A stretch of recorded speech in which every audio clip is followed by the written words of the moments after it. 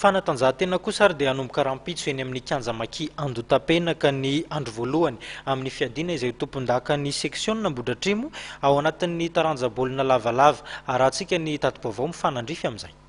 Ny fanokafana izany dia manomboka amin'ny lahady 19 rampitso zany. Dia ny mpanjay anjara 3e division, 2e division, 1e division Elite 2.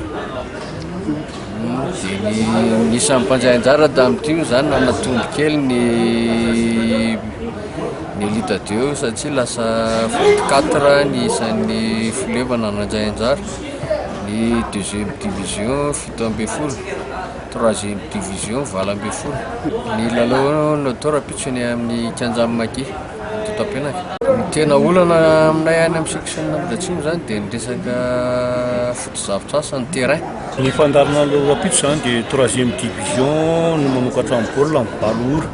Eo anan'ny USGA, Varadosy, CSA Andanamo.